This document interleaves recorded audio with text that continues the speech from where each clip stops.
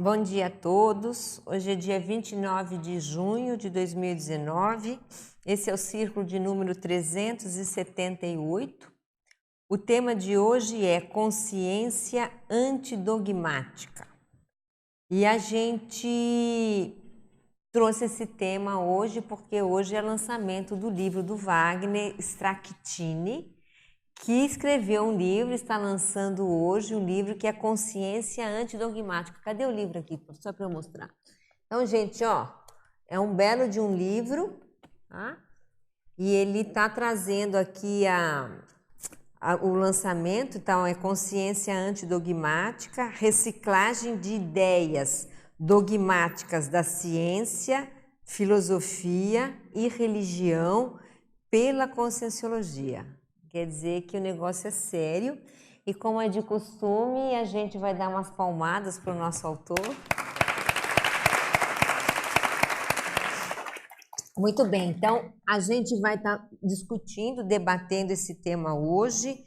Para quem que está presente e também para o pessoal online, a gente fez ali uma folha resumo com algumas ideias também para ajudar no nosso debate, tá? Então o pessoal de online pode fazer download lá no site do Tertuliário.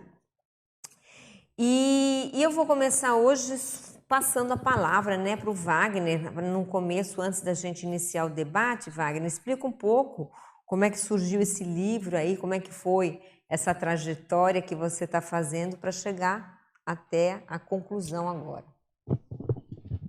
Bom dia, Mabel. Bom dia a todos os presentes, os que nos acompanham no online, né? Provavelmente vão ter oportunidade de ver a gravação posteriormente. Então, muito obrigado a todos que prestigiam aqui esse momento de debate e o lançamento do livro. O livro, em primeiro lugar, ele reflete, não é um livro autobiográfico, mas ele reflete uma boa parte da minha trajetória nessa existência até o presente momento. No decorrer da escrita, com os pareceres e as sugestões, nós entendemos que seria interessante colocar de uma maneira didática os paradigmas que eu vivenciei, ou que vivenciei de maneira mais forte, assim, de maior impacto nas minhas decisões dessa existência. O primeiro paradigma foi o paradigma religioso.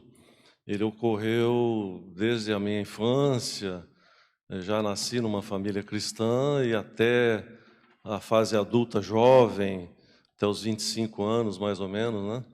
Depois, nesse tempo, eu fui para a universidade, fui estudar inicialmente ciências exatas. Eu fiz curso de tecnologia, sou tecnólogo, graduado em tecnologia de construções civis. Depois fiz uma outra graduação em arquitetura e urbanismo e fiz complementações em engenharia industrial, gestão industrial. Então tive uma fase assim acadêmica mais científica, tradicional, em que a religião foi mais forte o conflito, né, nessa etapa. E eu meio que deixei a religião de lado e entrei fundo na ciência. Mas, como nós sabemos, a ciência de base materialista, me tornei, assim, até de um certo sentido, bem opositor à religião, bem materialista. Mas as respostas não vinham, né? As dúvidas existenciais continuaram não sendo respondidas satisfatoriamente, tanto na religião quanto na ciência. E foi quando eu pude ter o acesso às ideias da conscienciologia, aí por volta dos 35, 36 anos. E aí então eu me dediquei um pouco mais a essa ciência. Comecei a ler bastante, fiz todos os cursos no IPC em São Paulo, né, lá na Rua Augusta ainda, no tempo da... A Pilar está lembrando que ela foi sua professora. A Pilar e a Marta. A Marta está aí, acabou de chegar. Pilar, Marta e o Amin. É a Pilar, professora do mundo. É. O Amin também. Amin Lascani, Marta e... Tá vendo? Olha aí, olha os pupilos. São os meus mestres aí iniciais, né? E na época acho que você estava passando lá pelo IPC também. Que ano foi isso? 91, 92. Não, não tinha chegado, cheguei em 93. 93, mas eu continuei no IPC. Sim, eu lembro, aí eu lembro. Aí até 2000, mais ou menos. E aí teve uma fase que foi uma fase de alta na minha carreira profissional. Eu trabalhei numa multinacional, me aposentei lá recentemente, com 36 anos dentro dessa mesma empresa. Em 2000, eu fui transferido para os Estados Unidos. E foi uma fase de prioridades compulsórias. Eu tinha que entrar na carreira profissional, era o meu momento... Que estado você morou lá? Estado de Ohio, na cidade de Toledo, Ohio. É bem lá no norte, perto dos Grandes Lagos. 1 hora de Detroit, para ter uma localização assim. Depois voltei, fiquei 3 anos, voltei e eu não fiquei totalmente ausente da Conscienciologia, porque eu tinha as minhas anotações, tenho até hoje os cadernos lá desde aquela época, os livros, né? Mas com o advento da internet, as coisas mudaram. Eu pude acessar as tertúlias, online. As tertúlias, a partir do ano de, acho que foi 2008, que começaram a ter transmitidas. E a partir de quando eu sempre falava com a minha esposa, a gente vinha viajar aqui para o sul, para Santa Catarina, fazia um caminho aqui por Ponta Grossa, tal, e aí tinha a placa Foz do Iguaçu. E eu lembrava lá do IPC, na época de 94, 95, eu não sei se era uma maquete ou um desenho artístico do CAEC, na época que tinha lá. E eu falava para ela, olha, tem uma obra aqui e tal. Eu não sabia que a coisa já estava... já estava... Há mais de 10 anos, Exato. Aí, em 2012, nós viemos. Eu, minha esposa, minha filha. Elas até fizeram um pequeno curso aqui, que é aquela recepção ao intermissivista, ou algo assim, uma palestra de 2 horas, né? Então, visitamos, vim assistir tertúlia.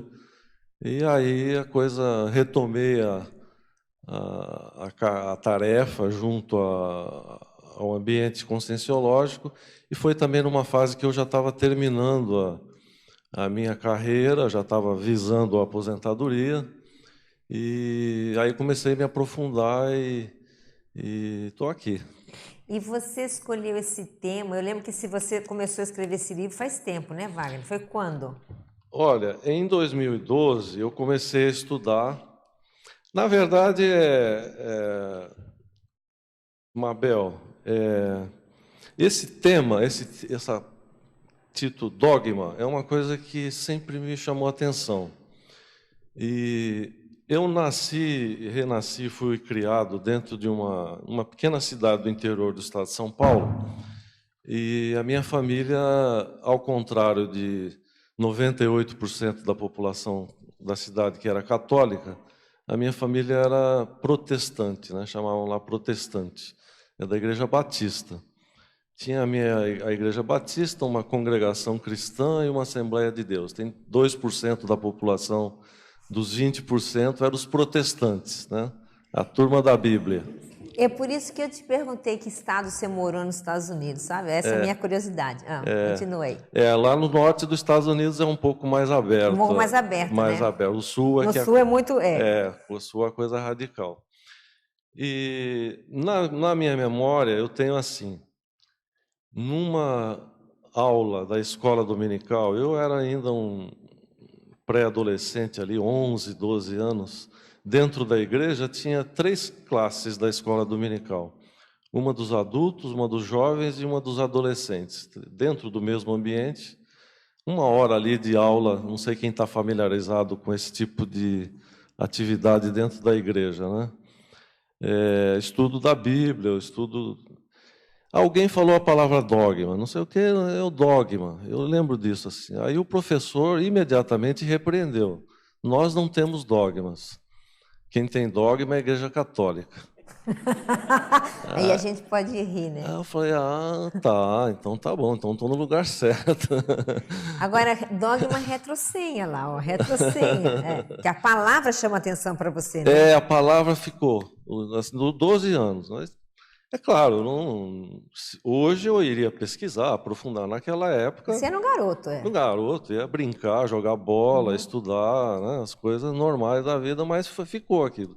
Sempre que eu via dogma, não tinha tanta informação disponível, não tinha Google, não tinha nada. Tinha uma biblioteca municipal, Sim.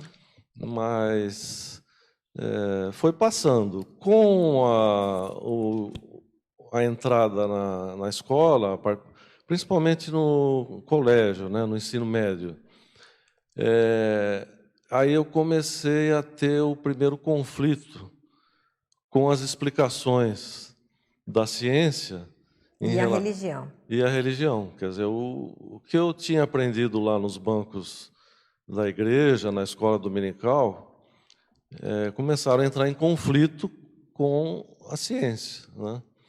Embora a maioria das pessoas da ciência ali eram católicos, né? Mas ensinavam aquilo que estavam dentro dos livros didáticos, mas aquilo foi chamando a atenção, né?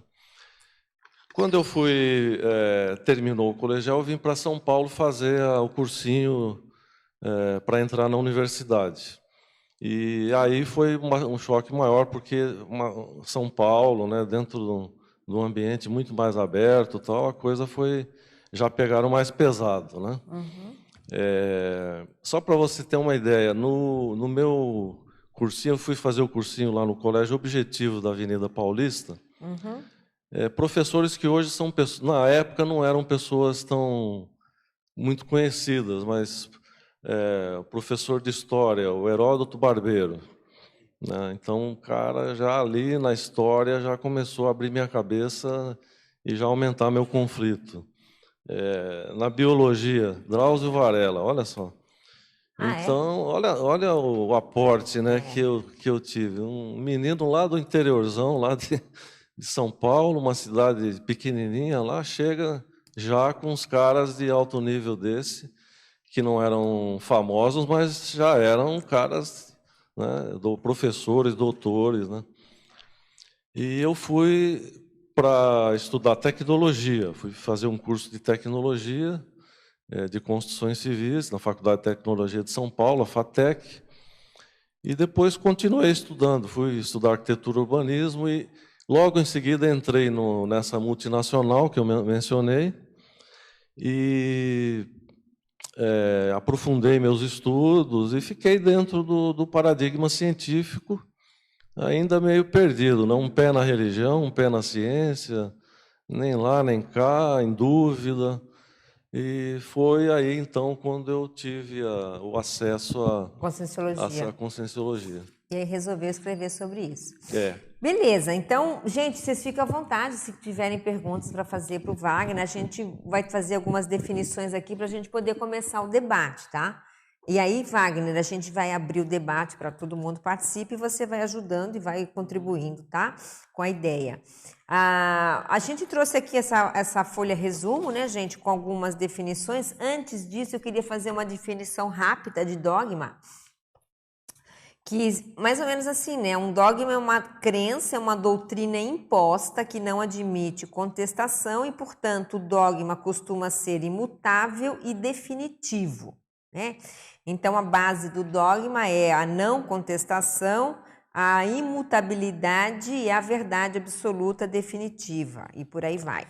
E aí, então, traz aqui, já na nossa folhinha, tem uma definologia de antidogmática, desculpa, do professor Valdo, na enciclopédia, que ele diz assim: a antidogmática é o conjunto de atitudes da consciência lúcida contra todo pensamento ou corpo de doutrina fundamentados na adesão irrestrita a princípios tidos como definitivamente incontestáveis, irrefutáveis ou verdades absolutas antipesquisísticas.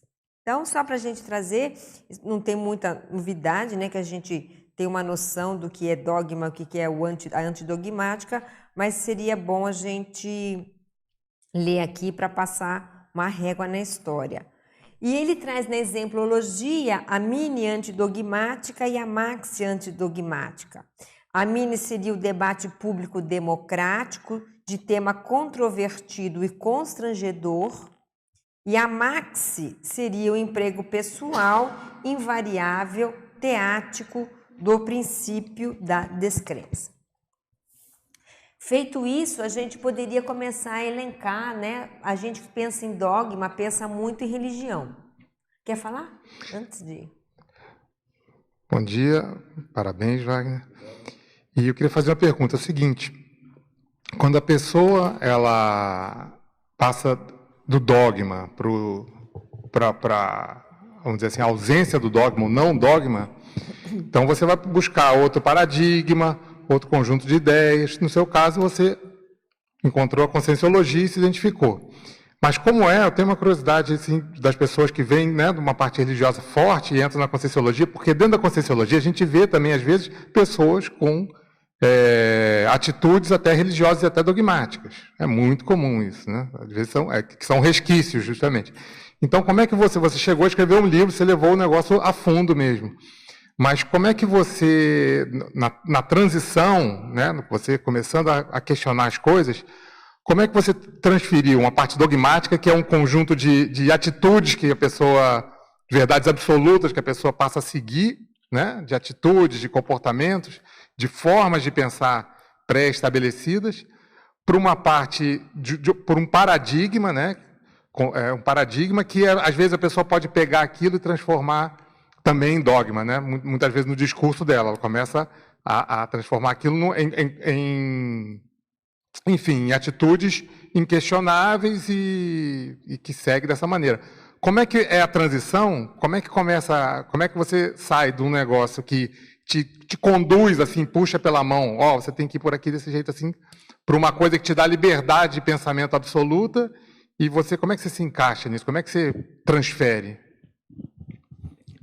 João Paulo, é o seguinte, eu falei até agora sobre a minha experiência da religião, a experiência com a ciência, né?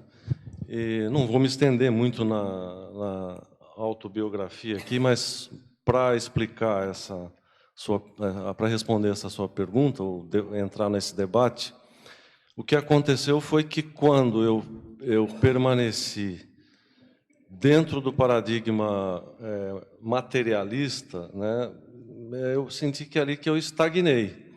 Eu tive um momento quase que de euforia, assim, com as ideias novas da ciência, as explicações do universo, do início do universo, da vida, né?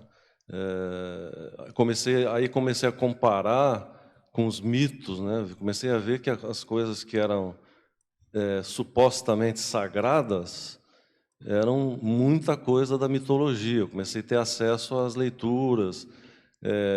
Não cheguei a fazer curso de filosofia, mas entrei no estudo da filosofia, leitura de livros, os livros mais conhecidos, e com algum autodidatismo, isso me ajudou assim no encadeamento de ideias, de pensamento, né, de fazer esse cotejo. Mas aí eu falei assim, eu cheguei na conscienciologia. Como que aconteceu isso? Na época, eu me lembro que sempre no final de semana eu trabalhava muito, tal. Sábado tinha um encontro com a família, tal. No domingo eu tirava um momentinho lá no fim do dia, início da noite, para me dedicar a alguma leitura. E eu passei numa banca de jornal. Tinha lá, eu comprava as revistas semanais da época, tal, mas no meio lá tinha uma revista chamada Ano Zero. Quem nunca chegou pela Ano Zero, né? A primeira leva de intermissivistas chegou por essa revista aí. Aí na Ano Zero tinha lá um senhor barbudo lá, cabeça branca, tal, falando de umas ideias que me chamaram a atenção, mas a figura dele, falei, bom, mais um místico aí na praça, né? Mas eu dei uma folheada, aí o que me chamou a atenção, princípio da descrença, né? Ele dizia lá, não, nós respeitamos a todas as religiões, nós somos pró-ciência, mas nós valorizamos a experiência pessoal direta, tal, tal.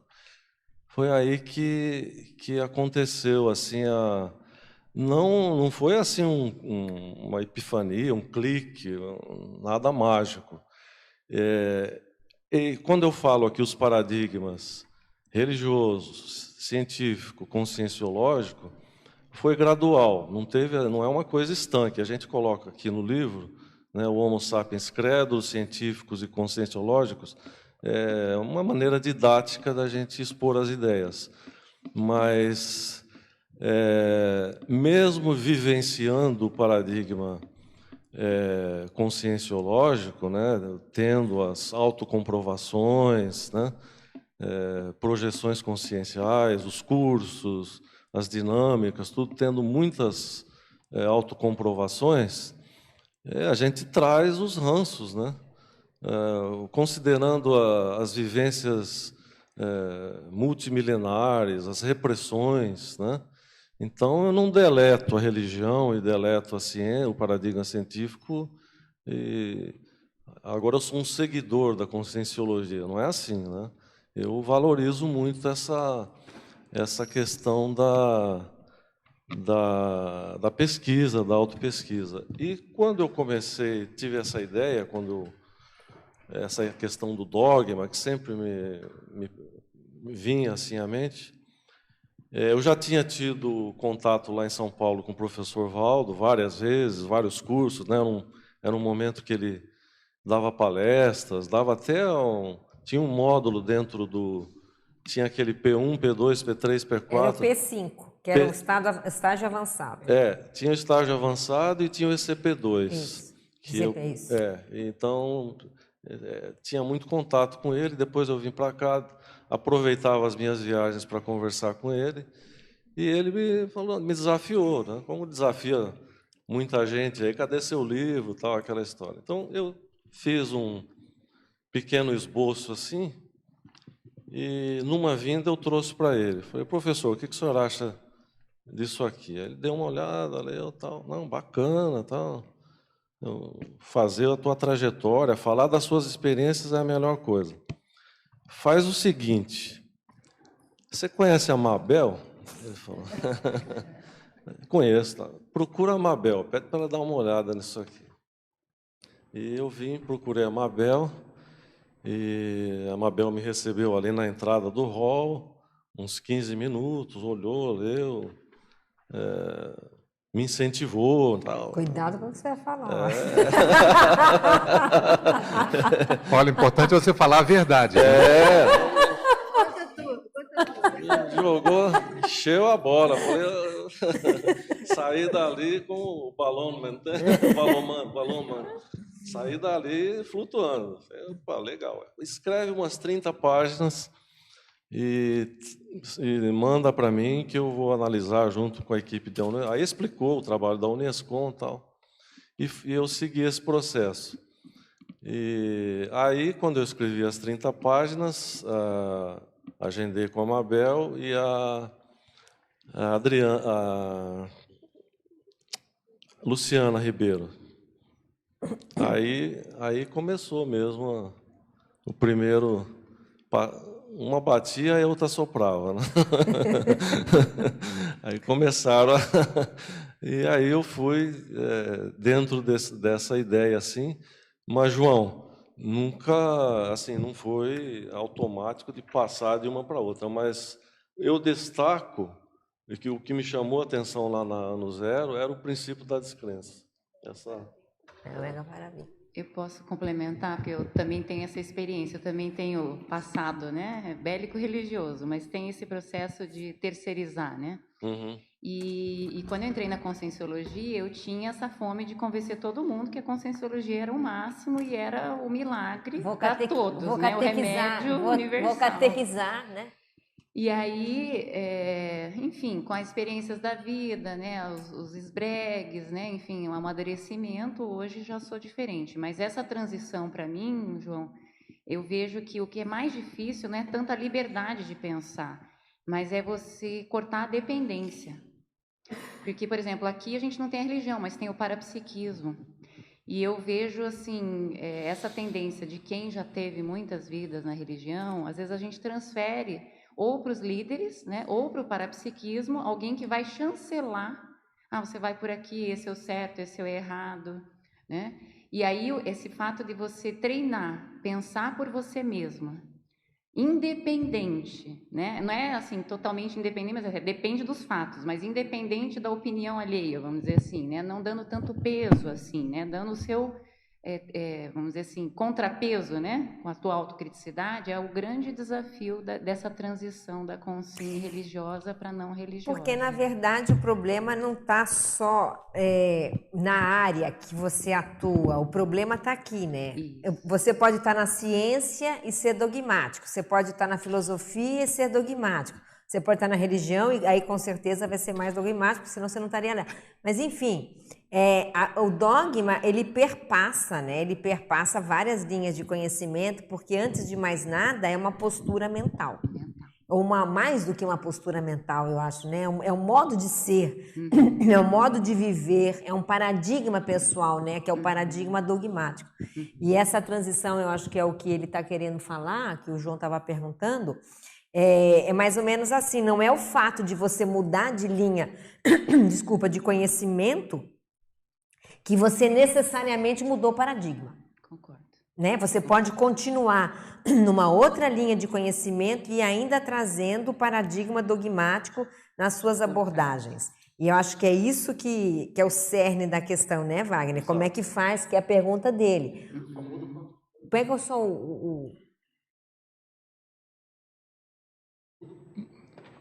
Muda o pano de fundo, mas o paradigma pessoal continua o mesmo, né? O óculos está distorcido. Exatamente, mas muda o cenário e a pessoa continua, né, agindo. Porque é a mesma coisa, você pode transformar isso. um amparador em anjo da guarda em 1 segundo. Exatamente isso. E acabou, entendeu? Então não tem mais não tem anjo da guarda porque não é anjo da guarda, mas ele se tornou amparador e a partir daqui eu vou pedir tudo para ele, né? Enfim, você substitui os nomes, a nomenclatura, mas a postura dogmática não foi reciclada.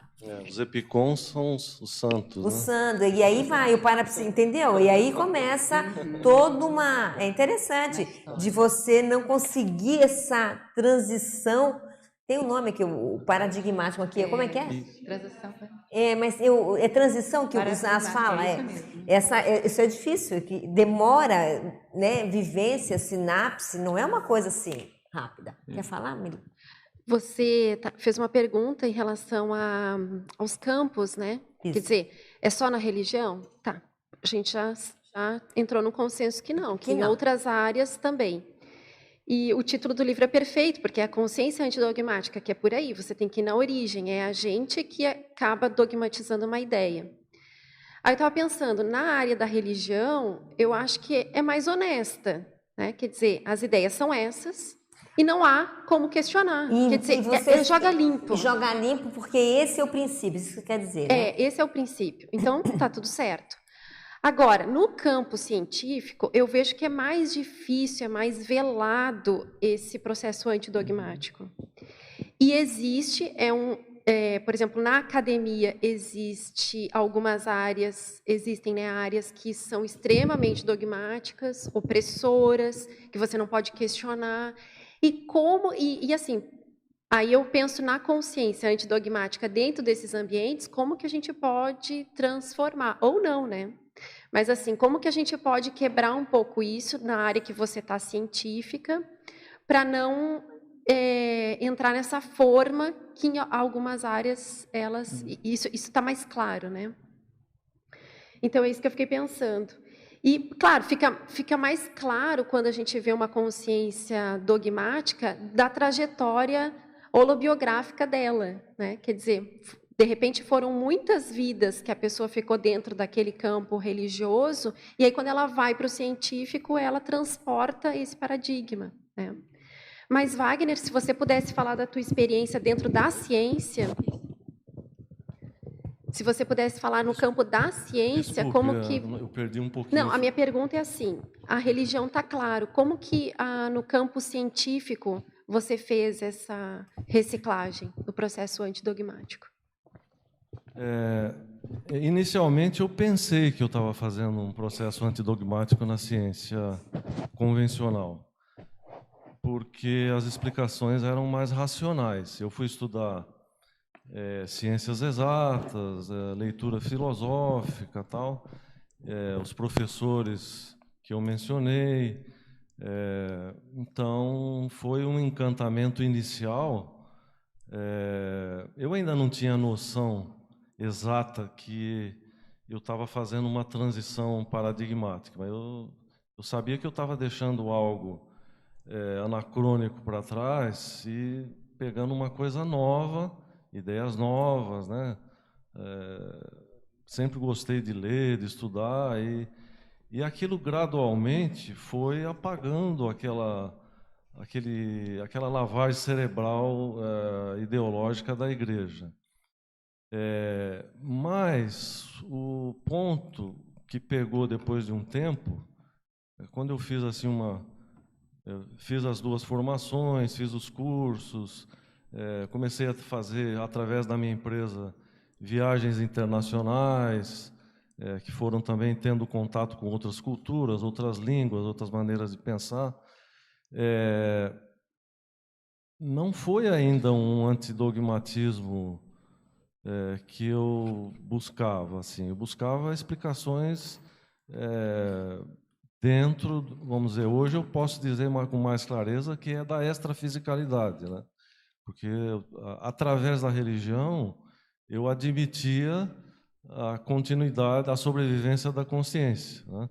Então, na religião é a vida eterna. Então, a consciência sobrevive, não morre. Tal. E essas ideias...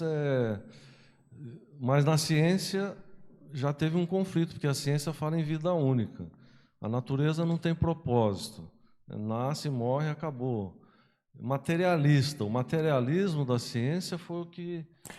foi o que pegou. O que te pegou foi no dogma do materialismo. Tem uma pensata aqui nessa nossa folha que diz assim, a religião pode renovar-se antes da ciência convencional, porque a intelectualidade pode ser mais radical e dogmática do que a adoração infantil. Que é isso aí, né? E o professor Valdo falava isso, a gente até pode discutir, que é mais fácil o dogma religioso, a pessoa religiosa conseguir uma reciclagem nesse tipo de coisa do que o materialista da ciência convencional. Porque parece que, né, isso tudo são hipóteses, não dá para julgar cada pessoa, mas parece que são mais ferrenhos, né? E como são mais racionais, se apegam mais. É uma coisa interessante de pensar, né? Não sei se é isso que a Milena estava querendo falar. Outro aspecto é que, na atualidade, com mais liberdade de expressão, entre aspas também, né? Não é tanta liberdade de expressão assim, mas o advento da internet. Nós temos visto um movimento contemporâneo chamado neoateísmo, né? Os neo-ateus sempre existiram ateus, claro que não eram tão declarados. Hoje eles podem se posicionar, mas é um movimento organizado, né? Até contrapondo a religião de uma forma, às vezes até bastante rigorosa e bastante dogmática até, porque eles fazem a negação total da religião, da existência de Deus, tudo de uma forma peremptória, tudo. Então, é difícil para esse pessoal, porque eles têm uma pesquisa que eu coloco aqui no livro, dois exemplos recentes. Pastores de igrejas nos Estados Unidos predominam os evangélicos. Em torno de 200 pastores, numa reportagem, num período aqui, eles abandonaram as igrejas, mas eles abandonaram totalmente a fé e até a crença em Deus. Eles se tornaram totalmente... Então, e nos Estados Unidos, o mercado da fé, da religião, é muito poderoso. Existe uma estimativa de quase 2 trilhões de dólares. É uma economia do mercado da fé de uma maneira geral. A indústria, né? Isso aí acho que dá a 15ª economia mundial, se fosse colocar só o mercado da fé. Então, o negócio não é assim tão fácil. E um dos ateus famosos aí, o Richard Dawkins, né? Eles têm usado muito a ciência, principalmente a ciência da evolução de Darwin, né? Para propagar o conhecimento científico, tornar o conhecimento científico mais acessível à população. E ele tem um programa no site dele, em que ele aceita, um programa, a pessoa entra no site, por exemplo, um religioso, quer sair da igreja, entra lá, é um programa que ele recebe as pessoas anonimamente, encaminha para um redirecionamento profissional, dão auxílio, pagam um salário por 1 ano, até o cara conseguir sair e totalmente. É um negócio... Eles prestam um serviço razoável. É um serviço para conseguir desconverter o convertido, isso, não é isso? E reencaminhar. Richard Dawkins Foundation, tem no site dele, é só procurar isso, tem... Quer falar, gente, para a gente fazer? Não sei se chegou aí onde você queria, mas... A gente estava falando aqui, discutindo aqui, aí a Milena falou mesmo, que tem uma coisa que é verdade, eu concordo com ela, que às vezes o princípio da descrença seria natural se fizesse parte da ciência convencional, né? Você questionar tudo e você ter as próprias experiências, né? Só depois da comprovação. Só que o materialismo, nesse caso, é que pega a gente, né? A humanidade, de uma forma geral. Porque eu penso que tem um ponto aqui que a gente tem dentro do paradigma consciencial, na prática, que diferencia muito. Na ciência, chega um ponto, eles podem questionar tudo, mas chega um teto, se começar a abalar o paradigma deles, eles vão parar.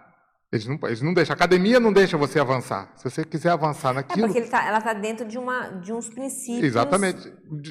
Mas se você... que é o próprio paradigma. Justamente, todo paradigma tem seus limites. Paradigma, até o paradigma consciencial vai ter seus limites. A gente não tá vendo ainda qual mas também vai ter. Mas aí,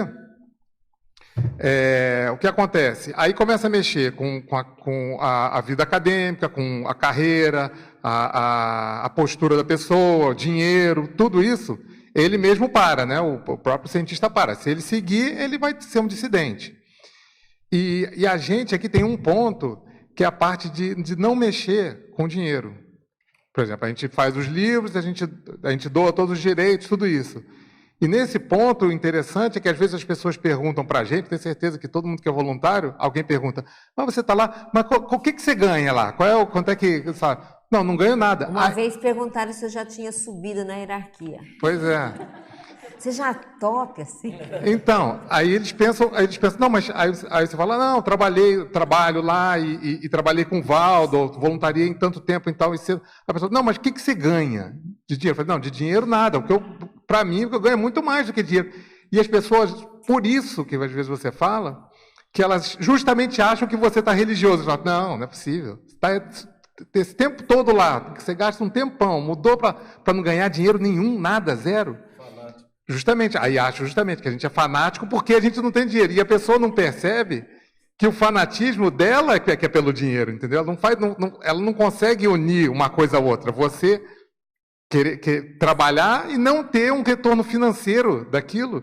E aí é que começa a bater pino para as pessoas, né? Vou passar para o Luiz, aí eu vou trazer umas perguntas aqui mais na nossa área. Fala. Eu só queria falar, primeiro, aquilo que você trouxe do dogma nas áreas de conhecimento, né? Então, assim, primeiro que o dogma, né, que nem você falou, também acho que é uma postura mental, primeiro, da pessoa. Eu acho. Só que a área que ela tá predispõe ela a sair do dogma, totalmente. Então, que nem eu vejo muita gente falando, na Conscienciologia tem muito dogma e tudo mais, das pessoas... Eu concordo com isso, que tem bastante gente dogmática dentro da Conscienciologia, da CCI, tem dificuldade de contestar autoridades, contestar o Valdo e tudo mais.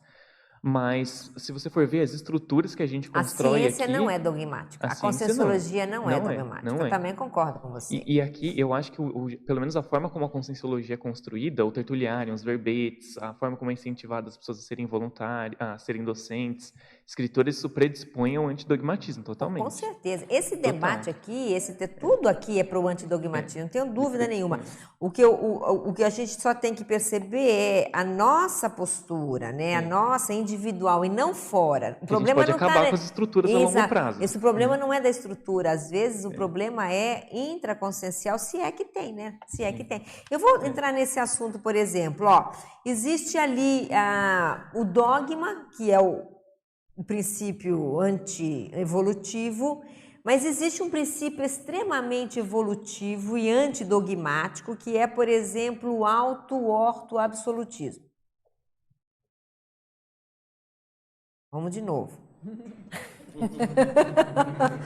E vamos de novo. Então, existe o dogma, né, que é irrefutável. O que é o dogma? É uma coisa inquestionável, irrefutável, que é o que você, né, acredita e segue. Esse é o dogma. Mas existe um princípio evolutivo que não é nada disso, mas que as pessoas podem eventualmente confundir, que é o autoabsolutismo ou o auto-orto-absolutismo, que é a pessoa no absolutismo no sentido assim, o que eu tenho que fazer é isso, eu levo a sério, eu levo nas últimas consequências, eu tenho esse auto-absolutismo com os princípios evolutivos, né? Então, o que eu queria chamar para o debate aqui, só para a gente ver como é que funciona isso na prática, qual é a diferença de uma coisa com a outra? Porque a gente pode confundir, alguém pode confundir. Então, qual é a diferença, por exemplo, do auto-orto-absolutismo de uma postura dogmática? Mabel, eu tenho uma hipótese, acho que não sei se está funcionando isso aqui. Tá? Tem uma hipótese que tem a relação com a conexão que você faz com o seu curso intermissivo, e essa autoconvicção é inabalável. Então, assim, a pessoa aquilo que a Thais estava falando me remeteu a esse pensamento. As pessoas podem falar, né? Podem, você isso, você aquilo, a Conscienciologia é antidogmática, mas aquilo, o dogma pode estar dentro da pessoa. E pode não estar, justamente porque ela tem rememoração, às vezes, né, de curso intermissivo, e aquilo é um fato para ela, né? E essa decisão inabalável é de dentro para fora, é um negócio que não é de fora para dentro. Então, acho que esse que é o diferencial. Você está querendo dizer, Sandra, que é uma coisa que vem de vivência. Vem de vivência. De viver. Porque essa convicção é uma coisa legal para a gente pensar também, né? Qual é a diferença de convicção para dogma? Isso. Então, pelo que você está trazendo, né? Obviamente, essa convicção ela vem de uma vivência pretérita que te trouxe alguns fatos e que chancelaram para você uma hipótese, alguma coisa assim, né? Então, não é algo que foi imposto, foi vivenciado. É de fora para dentro. Porque eu vejo muita coisa assim, né, que a gente entende muitas teorias da Conscienciologia, mas ainda não vivencia. Quando acontece isso, eu acho que ainda a gente está no nível meio que dogmático, de ficar falando coisas que a gente ainda não colocou em prática, né? Que eu acho que isso fica meio esquisito, meio incoerente. Agora, quando a gente já sabe, já recuperou cons, já está colocando em prática, aquilo não tem mais dúvida, aquilo para a pessoa, é para sempre, né? Vamos dizer assim, entre aspas, né? Perene para a pessoa. Então, acho que aos poucos ela vai aumentando cada vez mais esse conteúdo, né? Intraconsciencial, e vai calcando na própria experiência. Por isso que o princípio da descrença é tão forte. Ele fala lá, experimente, né? É tão forte e tão, assim, vamos dizer assim, acachapante, né? Vamos dizer assim, para a própria pessoa. Então, acho que é nesse sentido. Mas eu acho que vai mais profundo do que isso, vai lá, o antidogmatismo. Eu acho que ele tem... Eu vou dar um exemplo da ciência convencional para a gente entender o que eu acho que de dogmatismo e antidogmatismo. Eu acho que é tudo uma questão de pragmatismo e de finalidade. Então, vou pegar o exemplo que eu estava estudando agora, né? Isaac Newton, lá. Lei da gravitação universal. Hoje a gente coloca satélite em órbita com a física desse cara aí. Só que depois, quando as coisas foram se desenvolvendo, né, a física, a gente foi ver que a física que ele desenvolveu não explica o universo do jeito que é. Só que a gente consegue usar aqueles princípios que ele desenvolveu para colocar, né, um satélite em órbita. Ou seja, a vivência, que assim, a gente consegue olhar, prever os movimentos dos astros, ou seja, com a nossa vivência a gente consegue chegar a uma série de constatações e provas usando aquela teoria. Só que quando a gente começa a pensar mais profundamente, começa a ter novas teorias, novas experiências, aquilo para de explicar a nossa situação. Então, mesmo a nossa vivência, a gente teve uma vivência no passado, só que daí quando a gente vai ter novas experiências, aquela nova vivência do passado não explica mais o que está acontecendo agora, né? E se a gente não souber questionar a nossa própria experiência passada, as nossas próprias vivências passadas... Reciclar a própria convicção advinda das experiências passadas, é isso que você quer falar? É isso, Aí entra no ortoabsolutismo. Por exemplo, hoje, você quer calcular onde está uma estrela, você usa a teoria do Newton lá, perfeitamente, você consegue ser absolutista nisso. Só que quando você começa a ir mais profundo, aquele princípio não serve mais. É a mesma coisa, você está falando do absolutismo, né? Naquele seu momento de vida... No momento evolutivo, aquilo você funciona. Consegue Perfeito. ser. Só que daí, a longo prazo, não existe mais ortoabsolutismo, eu acho. Quando você pensa em 500 milhões de anos, eu acho que esse princípio ele começa a não funcionar mais tão bem. É que o ortoabsolutismo, né, gente, é aquela pessoa que ela leva a sério estritamente o que ela entende naquele momento como um princípio mais evolutivo. É o aqui e agora. É o aqui e agora, né? Porque isso é importante você falar. Porque dentro dessa linha antidogmática, há um momento evolutivo e esses momentos mudam, né? E aí a gente tem que mudar a cabeça junto em função da experiência. Acho que é mais ou menos por aí, né? Eu acho que a grande diferença aí é a questão do abertismo, né? Porque o dogmático ele está fechado, ele está com a ideia muito fixa e muitas vezes no loco externo. Ele nem percebe mesmo o que é que ele quer. Se ele parar para pensar e raciocinar, talvez ele mude de ideia. O auto-ortoabsolutismo seria o contrário, né? Seria algo mais maduro, de uma consciência que já... E é uma escolha pessoal, me parece. Está baseada nas experiências no loco interno. É uma escolha pessoal, não é uma coisa imposta, é o auto, né? E é com você mesmo, não é com outro. Mas com a base, vamos dizer assim, mais larga, né, Mabel? Sim, dentro de um paradigma. Não, o paradigma é outro.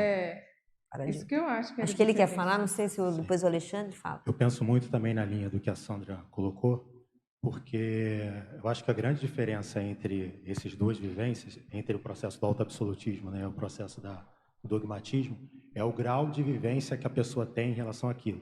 Porque quando você observa a religião e a própria ciência, onde tem dogmática, em geral, tem um pensamento muito abstrato.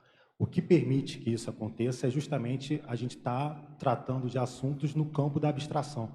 E quando a coisa fica abstrata, você não tem como comprovar, aquilo não é prático, não é funcional. Então, acho que a dogmática ela acaba funcionando em termos de sustentar uma maneira de mundo, mas que não necessariamente tem uma contraparte na realidade. E o princípio da descrença, que gera o autoabsolutismo, ele exige que a pessoa tenha uma vivência, ela precisa ter uma percepção. Ela precisa entender como o negócio funciona a partir das vivências dela. Aquilo, com o passar do tempo, acho que deve dar uma confiança para a pessoa, que a coisa fica meio que inabalável. Você não precisa mais convencer os outros, porque você sabe que, pela sua vivência, você sabe que as coisas funcionam de mais ou menos dessa forma. E sabe que um dos prefixos que eu mais gosto na Conscienciologia é o alto. É o alto. Gente, o alto é show, né? Que aí você deixa os outros, faz com você. Acho que o Alexandre quer falar. Daí eu passo para você. Bom, eu acho que é bem complexo isso, daria para aprofundar aqui muito tempo sobre isso. Mas, por exemplo, uma coisa que eu acho que é básica é o processo de cognição mesmo. Então, por exemplo, o que é autoabsolutismo, o que é dogma, o que é lei, o que é técnica, o que são princípios... Porque se a gente não estuda e vê a definição de cada um desses pontos, vai ter uma mistura total. Vai. E aí, por mais que a pessoa tenha postura de abertismo, para outra pessoa não significa abertismo, porque na cabeça dela ela interpreta como uma coisa fechada. Cognição. E é isso que a gente vê, por exemplo, a questão da conscienciologia. Por exemplo, eu já vi gente falando, a gente conversou essa semana, que TENEPS é algo dogmático. Então, assim, por quê? Na cabeça dela, como é uma técnica que tem uma estrutura com princípios bem definidos e não flexíveis, na cabeça da pessoa isso é um dogma. Na verdade, a pessoa não sabe a diferença entre um dogma e uma técnica. Existe uma coisa chamada técnica. São coisas diferentes. Então, existe uma base cognitiva que é importante, que é a pessoa saber a diferença de dicionário mesmo, de uma coisa para outra. E aí realmente tem essa confusão. Uma outra coisa que eu vejo é a questão que dogma está muito desatrelado a fatos. Né? Então, está ligado à crença. Então, eu digo, essas cadeiras aqui foram construídas por gnomos. Qual é a fundamentação disso? Ou você acredita ou você não acredita. Né? Enquanto o processo de técnica ou outras coisas que a gente fala estão baseadas em fatos. Pode ter limites, pode ter situações que não explicam tudo, mas existe algo correspondente aos fatos que levou àquela conclusão. Isso tanto em termos de lei, tanto de técnica e tudo isso que a gente está colocando aqui. Né? E a outra questão também que eu vejo, que é importante, é o nosso senso crítico nisso tudo. Uma coisa que eu estava pensando muito seriamente hoje nesse momento político que a gente está hoje no Brasil, e eu acompanho bastante diferentes segmentos da imprensa, mas se a pessoa ela só vê determinado viés na mídia, por exemplo, ela vai enxergar a realidade sobre um determinado prisma.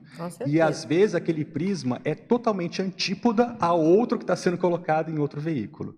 Então, se a gente não tiver senso crítico para avaliar o enviesamento que está sendo passado da realidade pela mídia hoje, a pessoa vai incorporar isso como um processo de verdade e também entrar num processo dogmático, porque ela vai se fechar para uma outra realidade e não vai tirar as conclusões dela. Esse momento que eu acho que a gente vive atualmente, na mídia atual, no contexto político, é bem significativo, porque se a pessoa for ver isso, ela vê claramente o enviesamento que tem dogmático de certas posições políticas. Eu acho também que aqui na Conscienciologia a gente corre o risco de ficar dogmático, né? Acho que não a ciência, mas em qualquer lugar do planeta, em função dos nossos trafares, né? E nosso passadão, como se diz, a gente corre riscos variados. Por exemplo, eu acho que o dogmatismo ele está muito embasado na questão do egoísmo, do ego, né? E muitas vezes da segurança. A gente coisa mais da segurança, cérebro, né? De defender territórios, áreas. E eu acho que quando a gente faz isso com as ICs, muitas vezes assim, é a IC e temos que ter voluntários, e aí a gente começa como se fosse arrebanhar, né, pessoas para ali. Então a gente começa a distorcer a questão, né, da Conscienciologia. Muitas vezes a pessoa tem uma proexis ali que não está relacionada àquele mater pensene, é outro, mas aí todo mundo, às vezes até o coordenador fica ali em cima da pessoa. E a pergunta seria, qual que você acha que é a sua proexis? Onde que você acha que você deveria estar? Naquele momento evolutivo, pode parar, né, mas gente? Assim, eu acho que temos essa contaminação.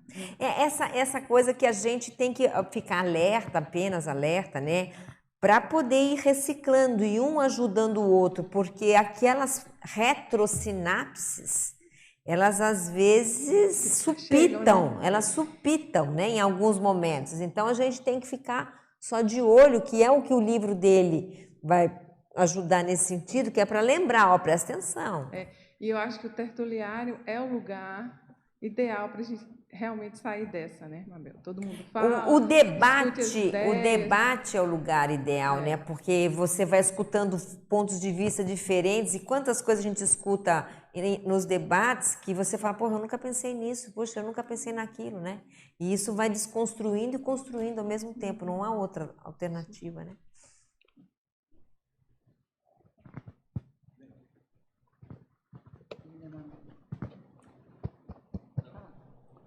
Eu sou um principiante aqui na Conscienciologia, mas eu falo pelas minhas próprias convicções e meus pensamentos. Eu sou de uma família extremamente religiosa e tal, mas eu entendi que apesar da gente eu acreditar no princípio da descrença, você tem que constatar, ver para crer, eu vejo que eu tenho que ter muito cuidado, para conviver com as pessoas queridas que nasceram e se criaram naquela religião, com aquela fé, com aquele dogmatismo. Então, mas eu tenho que conviver com eles. Claro. Então, eu tenho que me conduzir de uma maneira muito cuidadosa para manter minha crença naquilo que eu acredito e não ofender aquelas pessoas que eu amo. Então, é muito difícil. Então, eu acho que, nesse campo, o que a gente tem que fazer é respeitar o direito dos outros. Bom, tá aí. Por isso que eu gosto do prefixo alto. Hã? Por isso que eu gosto desse prefixo alto, alto. Sou eu, gente, deixa o outro. Né? Mas o alto é comigo. Eu penso assim, eu ajo dessa maneira. Eu leio as coisas, eu acredito... da Conscienciologia, mas eu deixo que os outros, eu não sou obrigado. Se eu tentar convencer as pessoas, como fazem os pastores, por exemplo, eu estou cometendo o mesmo erro. Então, deixe que as pessoas escolham.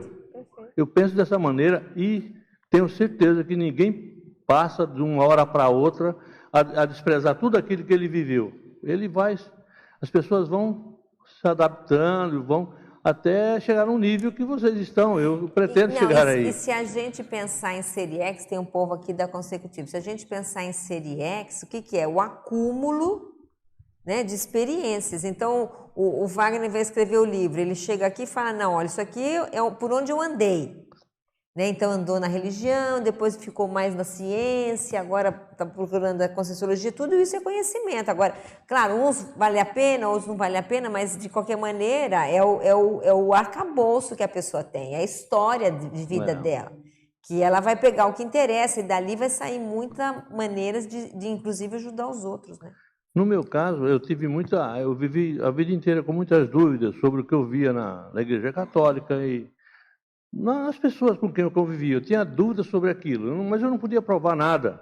E aquilo foi crescendo. Aí até que teve um amigo meu que me trouxe para a Conscienciologia e eu estou muito feliz. E escreveu um livro. Eu não posso falar. É o Wagner. Então, ia escrever um livro, não foi? Convivemos muitas décadas juntos, né?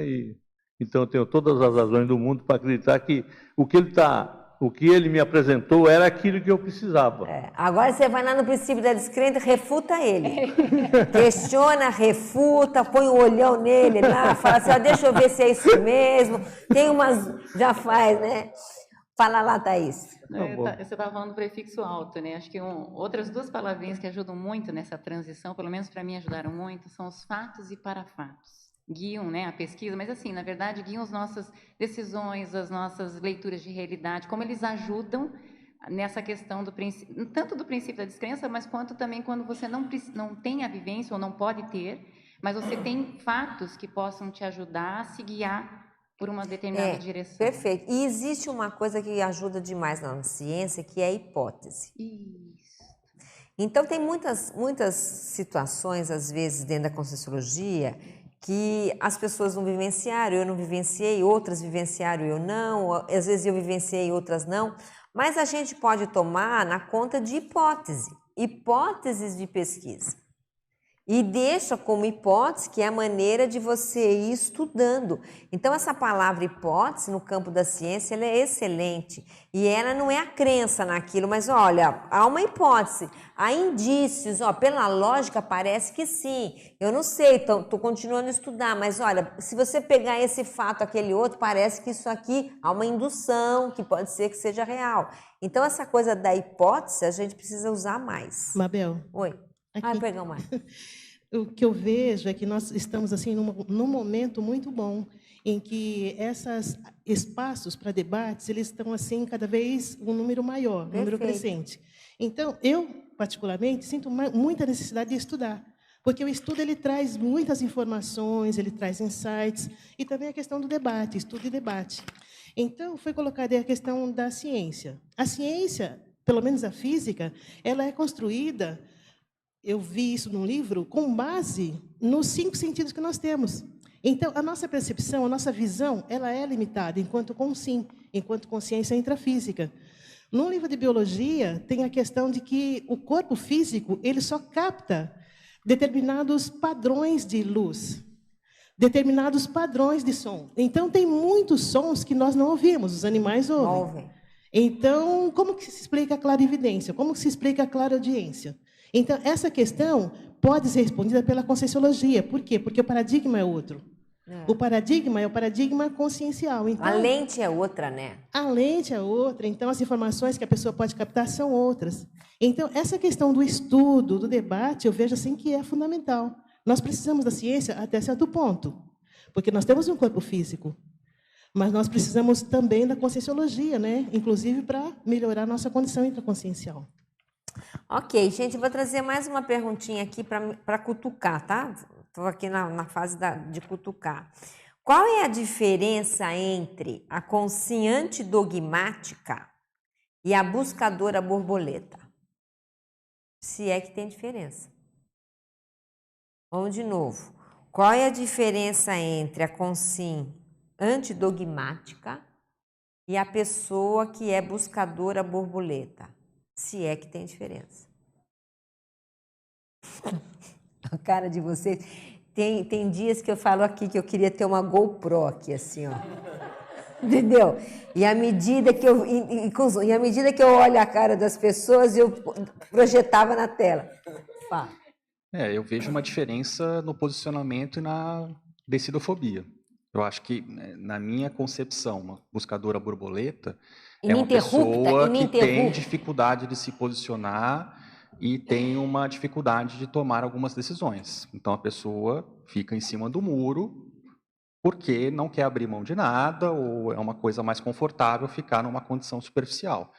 Enquanto a consciência antidogmática, eu acho que é mais um princípio de vida em termos de não acreditar em nada, de ter mais senso crítico, de buscar experiências pessoais, enfim. Eu acho que em algumas situações até pode ser que seja sinônimo, mas acho que dá para diferenciar bem uma condição da outra de uma forma geral. Só porque eu estava falando é que eu conheço e passei por isso, né? Não eu, mas pessoas próximas. Eu não vejo dessa forma. Eu não acho que a gente pode generalizar, tá? Eu acho que a buscadora borboleta pode ser uma pessoa em busca do grupo evolutivo.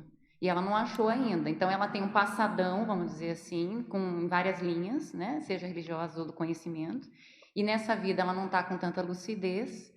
E ela vai experimentando e buscando isso. Mas um dia ela tem que pousar. Não, é claro, mas as que eu conheço pousaram. Então é isso. Você está dizendo então que aquele caso que é uma fase, pode ser uma fase de busca. O problema é a buscadora ininterrupta, né? Mas o problema é que um dia tem que pousar. Concordo. Se é uma fase, ela é uma consciente dogmática, não uma buscadora borboleta. A buscadora borboleta clássica. Vamos passar pelo fato. Essa pessoa que eu conheço passou pelo misticismo. Não, calma. Olha o argumento dele. O argumento dele, peraí, o que ele falou. Se é uma fase, ela é uma consciente dogmática. Entendi, ela está buscando. Entendeu? Então, ele quer dizer exatamente isso. Uma coisa é ser uma fase da vida, né? E ele está levando, como a minha pergunta era, a consim que é. Porque também existe, Thaís, a consim ininterruptamente buscadora borboleta, que é o que ele estava respondendo. É o caso até que o Valdo fala clássico aqui da pessoa que estava na 10ª cidade aqui em Foz do Iguaçu e ficou 6 meses aqui e foi embora. Isso. Da pessoa que não consegue se fixar em nada. E entre outros exemplos, né? Eu penso que também tem um outro nível de buscadora borboleta. Eu não considero que seja a mesma coisa não, tá? Antidogmática e buscadora borboleta. Que é assim, não é que a pessoa fica pulando de um para o outro, está sempre no negócio. Eu conheço pessoas que elas acham que tudo pode ajudar. Ela não tem filtro. Então, ela não tem uma coisa assim, um conjunto de ideias, alguma coisa que ela fala assim, não, isso aqui é o mais saudável que tem. Com acertos e erros e defeitos e acertos. Mas isso aqui é o mais saudável. Não. Ele quer tudo ao mesmo tempo. Então, ele vai, num dia vai numa igreja, no outro dia vai num centro de não sei o quê, no outro dia vai no não sei o quê. E eu conheço o cara que ele tem até instituição dele, acho que é universalismo, né? É a palavra que mais se usa é que eu sou universalista. Acha que é universalista, né? E aí ele acha que todos os caminhos levam à evolução, todos os caminhos levam ao bem, tudo leva ao bem. E aí é uma maneira de se enganar, né? Uma maneira de se embromar, e não largar de nada, né? Ele não quer, ele tem um negócio de decidofobia, ele não larga de nada, se apega a tudo, é uma forma de falar assim, não, eu quero tudo e acabo não me decidindo por nada. Que é uma forma, não é o buscador borboleta clássico, mas a pessoa que não se decide e não tem coragem de se impor, falar, ó, isso aqui é melhor, isso aqui é pior, isso aqui... Ô, João, e colocar. A gente pode chamar do neofílico humorista, né? Mais ou menos assim, né? Porque ele quer o melhor, mas ele não pousa, né? O problema dessa... Eu não acho que ele nem tão neofílico assim, né? Mas Porque você vê a diferença. Vamos pegar o Wagner aqui. Ele veio lá da religião, depois ele foi um pouco mais para a ciência, depois ele chegou na conscienciologia, mas veja só, ele produziu, ele assentou, a coisa reverberou. O buscador borboleta me dá aquela sensação que ele não assenta, então ele não produz, ele não rende, ele voa o tempo inteiro, mas que você vai chegar no final da vida, vai espremer, vai sair o quê? Nada. E uma coisa... Entendeu? Então é diferente. Então eu acho que a coisa mais séria de buscador borboleta é isso, porque não assentou, gente, não frutifica, não gera nada com profundidade. Só uma dúvida, porque ele falou de conceito, às vezes a gente até está trabalhando com conceitos diferentes. Quando foi colocado esse conceito de buscador borboleta na época, qual era o contexto ou a ideia por trás disso? Era justamente a pessoa que vai pulando... Lembra daquela época da New Age? Que tinha todas as linhas místicas e um sincretismo e tudo pode e tal. Então, o que acontecia? Tinha aquelas feiras esotéricas. Então tinha de tudo, tinha o gnomo, depois tinha um pouco o incenso, aí tinha a espiritualidade, aí abria mapa astral, aí tinha o espiritismo. Tinham as ondas, né? Tinham ondas. Não era? Então, e a pessoa, ela ia em todas. Só que o problema, gente, faz o que quer da vida, né? Mas veja se no final da vida rendeu alguma coisa. Tem que render alguma coisa, tem que produzir. E uma das coisas que eu acho mais equilibrada na conscienciologia, que eu dou muito crédito, é o fato de a conscienciologia ter um conjunto de ideias, tem um paradigma, porém, a gente pega e aproveita o que tem de melhor nas coisas sem precisar ficar pulando de uma coisa para outra. Então você fala, pô, tem naquela linha, na ciência convencional, olha o que é bom aqui, vamos aproveitar. Olha em tal linha de pensamento, o que é bom, vamos aproveitar. A gente quer justamente ter o discernimento de pegar o que é melhor e ir juntando e fazendo um acúmulo de conhecimentos, de técnicas e de procedimentos, o que for, para melhorar de uma forma geral e não se entrar em tudo, né, e aceitar tudo e não ser nada, né? Mabel. Oi. Acho que você colocou o processo dogmático como sendo uma maneira de pensar, né? Se a gente pensar dessa forma, eu acho que a gente poderia até colocar como um buscador borboleta, ele praticamente mantendo mais ou menos como um dogma, que é, por exemplo, quanto mais experiências diversas a pessoa tiver, melhor ela vai ter, apesar de ela não perceber que ela vai mudando de linha, querendo achar uma satisfação que ela nunca consegue. Exato, que o problema está aqui, ó. E falta percepção nisso daí. E falta o alto, exatamente. Tem um aspecto Só para falar, acho que é escapista, não é? Eu não diria que é uma pessoa dogmática. Ela como é que fala? Escorregadia, né? Vai, exatamente. Mas nunca realmente... Ela não, por quê? Porque o que acontece, gente, você se assentar numa linha de conhecimento, seja ela qual for, você precisa se aprofundar. Você precisa render com aquilo. E a lógica te chama responsabilidade, te dá trabalho. E a outra não, a outra é entendeu? Vamos que vamos. E aí já não é o ideal, né? Acho que uma das características que eu vejo que está no cerne do buscador borboleta é a falta da prioridade evolutiva. Então ele fica pousando aqui para lá e ele não chega nessa prioridade evolutiva que vai fazer essa raiz, essa profundidade. E entra dentro de um processo de automimese muito grande, por essa falta de senso crítico dele, de analisar o que é para o momento evolutivo dele, ele acaba repetindo uma série de coisas do passado multimilenar que não precisaria mais. Então essa é a falta da prioridade evolutiva, ele fica na ciranda do o reflexo do passado e não vive o presente e futuro, que é o Isso, mais... na ciranda, essa é uma palavra boa. Fala. Acho que um outro sinônimo que era utilizado bastante, não sei como está atualmente, mas é do turista, né? Turista evolutivo, que é bem isso, né? O que é o turista? O turista, ele vai num lugar, ele vai ver as coisas boas daquele lugar, vai se sentir bem, mas claro que ele vai se sentir bem, ele não mora num lugar, não vê os problemas, não vivencia na pele algumas coisas, Vai então morar a percepção na cidade linda, maravilhosa, é diferente. Uma coisa é a gente ficar um ano inteiro fazendo turismo, outra coisa é você ficar no local, trabalhar no local, vivenciar os problemas do local e as coisas boas também. Mas então acho que exemplifica bem também a condição do buscador borboleta, que no fundo ele é é nômade, turista, né? O né? buscador borboleta é nômade. Não se fixa. Ele não se fixa, ele é nômade. E acho que tem dentro do buscador borboleta convicto um pouco daquela consimultívola. Vocês lembram desse verbete consimultívola? Que é aquela que quer e nunca se satisfaz? Que é uma patologia, né? Uma patologia da vontade.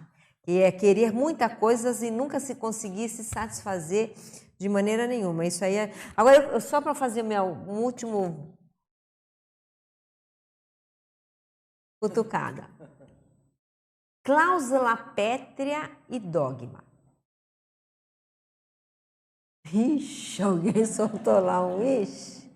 Vamos, porque eu acho que é importante a gente fazer essas diferenciações para a gente não confundir conceito, como o Alexandre estava falando, né? Vai ajudando aí, Wagner. Você que estudou a coisa do dogma. Como é que é isso aqui, essas diferenças, né? A cláusula pétrea da Proex. O professor Valdo traz uma ideia de que toda Proex tem aquela cláusula pétrea que não pode ser adiada ou esquecida, né? E qual é o limite disso, ou a diferenciação disso para um dogma? Quer falar, Wagner? Falo. Eu pensei nisso quando estudei lá no comecinho. Certo? Você pensou nisso? Já falava desse conceito. Naquele momento, eu estava ali, acho que com 35, 36 anos, né? Eu imaginei que a cláusula pétrea fosse o meu trabalho profissional, onde eu exercia a liderança, né? Então, através da liderança, os princípios éticos, né? Essas ideias mais corretas e tudo. Com o tempo, isso foi se dissipando. Eu voltei àquela ideia que eu mencionei desde a adolescência, lá, o termo do dogma, né? Da verdade absoluta. Eu não conseguia me satisfazer com essa ideia de que o meu trabalho profissional, meu exemplarismo, né, ali dentro, ajudando as pessoas de uma outra forma, fosse a cláusula pétrea. No final da vida profissional, é que eu voltei a esse questionamento e ao processo da escrita, porque eu já havia estudado muito, né, durante esse período todo, muita leitura, muitos cursos, dentro e fora da Conscienciologia, e aí um toque, né, que foi dado pelo professor Valdo foi esse. Ele falou, pensa que você já pode... A Daiane e João Paulo escreveram isso uma partezinha do prefácio, que nós poderíamos ter sido agentes de convencimento em outras... De persuasão. Né? Sim, catequese. Então agora era uma hora de tentar fazer uma reparação. Né? Tamo junto. Né? Aí foi... isso foi uma dica que ele deu. Ele falou, dá uma pensada nisso. Né? E, por coincidência, a Daiane e o João escreveram isso no prefácio muito tempo depois, né? E aí eu me fixei nessa ideia da cláusula, que eu tinha que escrever. E né? Quem sabe sobre esse assunto, que a palavra dogma te soava desde a infância. Então eu falei, não, eu vou ter que deixar algo escrito, né? Então, legal. Comecei pelo verbete. Falei, bom, o verbete, pensei que era fácil, mas não era tão fácil assim, não. Então tive que fazer o curso e tal. Então, escrevi um verbete, falei, opa, já deixei uma coisa escrita. Então, mais um, simultaneamente com o livro, né? Então, eu acho que não tem... São coisas distintas. São coisas distintas. Mabel, eu penso que a cláusula pétrea ela se difere dessa questão do dogmática justamente por isso. Porque a cláusula pétrea ela exige pesquisa, feedback, é baseado em fatos, para fatos. Né? Quer dizer, existe todo um estudo no extrafísico antes da gente ressomar para pensar na cláusula pétrea. E ela é autoimposta. Então, ela está muito junto com a questão do autoabsolutismo. Então, é a pessoa, através da sua autopesquisa, das suas relações grupocármicas, ela estabelece aquilo que ela tem que cumprir aqui nessa vida. Então, é diferente do nível dogmático, que não tem pesquisa, que não tem... Não tem reflexão. E é interessante essa trajetória que o Wagner trouxe, porque faz a gente pensar assim, bom, então como eu identifico a minha cláusula pétrea? Então, mais ou menos, você já trouxe aí um passo a passo, quer dizer, existe um tema, que aquele tema incomodava, me sensibilizava, chamava atenção. Eu vi que eu poderia contribuir. Suava no Eu vi que eu dele. poderia contribuir, ajudar outras pessoas dentro daquele tema. Então, esse é o caminho de identificar uma cláusula pétrea, né? Quer dizer, pode sim ter relação. Perfeito. Uma outra coisa. Pode falar. Acho que uma outra coisa é a aplicação, né? A cláusula pétrea ela é individual. Então, a cláusula pétrea da minha ProEx não tem, vocês não têm em tese absolutamente nada a ver com esse processo que eu preciso fazer. Enquanto que o dogma, ele em geral, quando se fala em dogma, fala para todo mundo. Então, o dogma ele é uma ideia que, de certa forma, todo mundo precisa seguir. Enquanto que a cláusula pétrea é absolutamente individual. Ela pode não ser... Precisa pensar se um dia não tem cláusula pétrea grupal, né? Mas, enfim, essa que nós estamos falando é individual. Fala. Se eu fosse resumir em 2 palavras, eu diria que o dogma tem relação com a imposição. Isso. E a cláusula pétrea é intraconsciencial. Isso aí. Então, olha, o dogma é imposição. A cláusula pétrea, ela é, no fundo, resultado da lei de causa e efeito. A cláusula pétrea são os princípios do holocarma, não é isso? É a sua fé, é o seu passado, são os seus credores, é a lei de causa e efeito que não te impõe, mas que te alerta para uma prioridade, que é o que a Milena estava falando. A Milena estava falando assim, a pessoa se autoimpõe, ela se autoimpõe por quê? Porque a lei de causa e efeito te mostra que a melhor coisa naquela próxima ressoma, uma das coisas seria essa cláusula pétrea, né? Agora, isso que é legal, porque eu acho importante a gente ir discutindo, porque vai clareando alguns princípios da Conscienciologia que eventualmente são tomados como dogma, né? Então, a cláusula pétrea não é dogma, ela é reflexo de uma lei de causa e efeito, como a gente falou aqui. Ô, Mabel. Oi. E até de autolucidez, né? Porque a hora que você falou, ela é do holocarmo, eu pensei também, ela é do para-direito. Porque na hora que a consciência ela fica mais lúcida, o discernimento dela se apura e ela quer se ajustar com o fluxo cósmico. Quer entrar no fluxo do para-direito. E aí entra o para-dever, né? E o para-dever. Porque todo para-direito, ele puxa um para-dever. E aí a cláusula pétrea é o para-dever dentro disso tudo. Então, tá vendo como não tem nada a ver uma coisa com outra, mas que eventualmente a gente pode misturar. E tem uma outra coisa que a gente lembrou aqui, que é da irresistibilidade evolutiva. Vocês lembram desse conceito de irresistibilidade evolutiva? Alguém se lembra? E aí? Eu confundi isso com dogma, não é 2 minutos?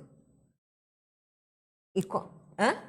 É 2 palilhos. E aí, qual é a diferença de uma coisa para outra, conceitualmente, trabalhando na nossa cabeça? A diferença de um dogma para aquilo que é irresistível do ponto de vista evolutivo.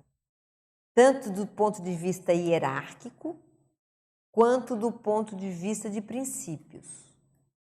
E você segue a irresistibilidade aparentemente. Se você não falar nada, parece que você está seguindo um dogma. Alguém gostaria de comentar esse assunto? Fala, Sandra. Roberto Laime fez sobre o tactismo. Seria uma espécie de tactismo evolutivo. Então, você vai atrás, assim, você tem um processo de essência, né, natural sua, que o que está fora te atrai, porque aquilo está dentro de você. Então, você vai... É irresistível porque você se conecta, você se identifica com aquilo.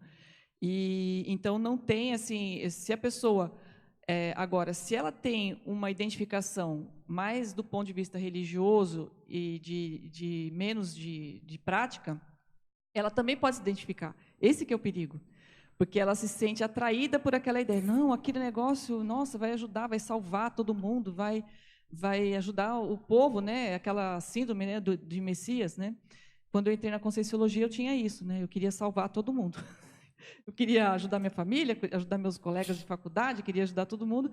E, na verdade, não era isso. Eu estava com uma ideia errada, torta, né, do passado, mas achava que aquilo era muito lógico. Então, misturou tudo, né? É perigoso essa via, né? Vamos dizer assim. Mas é interessante você saber distinguir. Depois, com o tempo, como a Thais falou, né? Batendo cabeça, fazendo as coisas, tendo maturidade, você vai identificar o que é realmente. Mas a gente corre o risco de ser seduzido por certas ideias que nos satisfaz. Então, aí você fica no mesmo. No mesmo. Você fica no... Você sabe que isso me lembra aquela questão, agora vocês desculpem falar isso do lado de cá, mas, né? A questão do livro. Porque o professor Valdo falava muito da importância do livro e depois que ele dessomou, vem o povo começar a falar assim, não, mas não é bem assim, a gente não precisa escrever, isso aí é uma imposição, bli, bli, bli, bli, bli, bli. Aí se a pessoa parar para pensar, para entender o porquê que ele disse isso, de repente ela vai ver a situação irresistível desse princípio. A irresistibilidade de deixar um legado materializado das suas ideias nessa dimensão. Não é porque o chefe falou antes de dessomar, é porque é um princípio inteligente. Assim como o verbete, assim como o artigo, é inteligente, não é uma imposição. Mas se a pessoa fica retraída e fica brava, não é isso? Ela fica contrária à ideia e ela não se dá chance de querer entender o porquê que essa ideia foi dita. Se ela refletir, quem sabe ela vai conseguir, vamos dizer, entender melhor, né? E não ficar contrária logo de cara porque alguém está impondo que se escreva o livro. Ninguém está impondo nada, escreve se quiser. Mas para pensar na irresistibilidade evolutiva disso. Fala. Nesse caso, seria o para-dever intermissivista, né? A questão do livro, da escrita. Se a gente pensar bem, como que você vai atingir, né, os seus assistidos? Não, é inteligente, Irmânia. Presta atenção, é inteligente. Então, veja as ferramentas que se tem na evolução. Existem várias. Uma delas é essa, e ela é inteligente. Entendeu? Então, a pessoa tem que parar para pensar. Agora, em relação ao que Sandra falou, né, desse risco da pessoa pegar uma ideia ali, seguir... Eu acho que no caso do intermissivista, eu acho mais difícil, porque parece que tem algo mais assim enraizado, né? Eu me lembrei quando você falou da época, eu era espírita, né? E eu vi um cartazinho lá de uma palestra de projeciologia na minha cidade. Como eu gostava, eu já me projetava e achava super interessante a ideia da projeção, eu, inclusive, levei lá para o Centro Espírita, botei no mural, na maior inocência. E fui para essa palestra e outros colegas espíritas foram. Quando o professor começou a falar mal de Jesus, nossa, foi uma catástrofe, né? E aí tinha o P1 já no outro dia. Eu falei, eu vou para esse curso, quero lá saber se vão falar mal de Jesus, se vão falar bem. Eu quero saber aquele negócio ali da projeção. Eu queria ficar esperta na questão da projeção.